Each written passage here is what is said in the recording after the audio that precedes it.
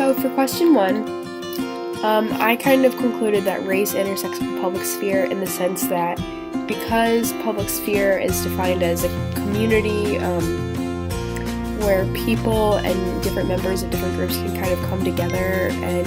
unify, the problems with race and the derogatory and hateful comments directed towards people of other races kind of destroy that idea of the public sphere. And I think because a lot of newspapers have kind of made the action to remove the comment section from their sites, it kind of closes off the public sphere. So I think in a sense, unintentionally, race has eliminated the public sphere, and no one's to blame for that except for the people who have kind of ruined the privilege by doing things like posting hateful and derogatory comments towards people of other races or genders, sexualities, or religious preferences. So I think one of the really heavy trends of racism that can kind of connect to the comments in the media section is coded language, and that is simply just subtle messages which appear to be positive or focused on the good but may not be. So people can voice their opinions by making civil remarks about a specific race or a topic related to that, and it may not be the most encouraging and supportive comment, but it can still be respected. And I think that this kind of proves that comments aren't as destructive as we think, and they should stay around. Another trend of racism is common sense racism. So this appeals to a more neutral opinion where people can't necessarily agree or disagree, and it really appeals to those who tend to be politically correct, which in today's society a lot of people tend to thrive on. It also encourages citizens to engage in free speech, which I think is a very popular idea, and I just think that's a generally more respected thing. In terms of new media, I think it does amplify the role of racism in terms of people of color. There have been a lot of roles, movies, television shows, specific channels that have been kind of created just for those of color, and I think that the media and society in general has become a lot more aware of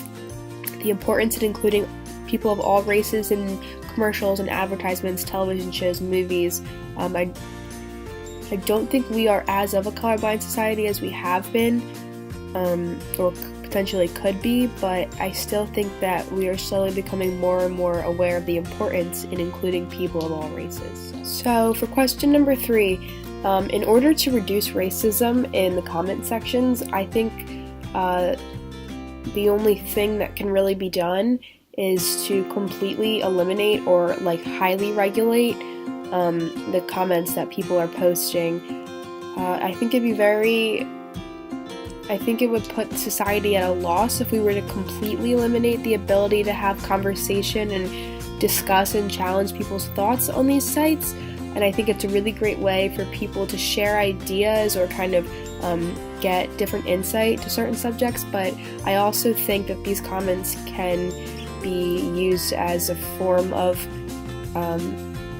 attack, and I don't think that's very fair. And the policy that I think is most effective of all that were listed is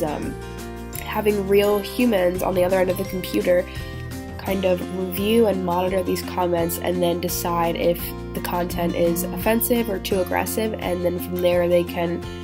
either accept or deny that. And finally, for the last question, I think these comment sections have led to the presence of overt racism in the sense that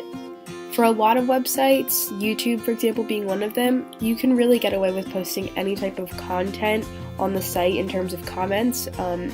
There doesn't really seem to be a lot of filtering out there, and in that sense I can agree that I have witnessed this for myself. I can't recall any specific examples, but the first thing that comes to my mind is the Black Lives Matter and the All Lives Matter, those movements, and how people are able to voice their negative and offensive opinions so easily, regardless of what others may think or who may be viewing it. And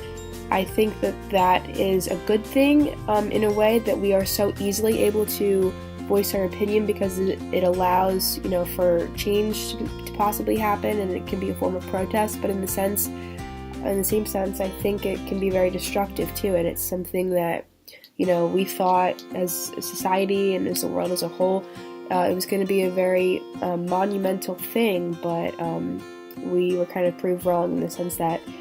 it really has just become a platform for hate and insult.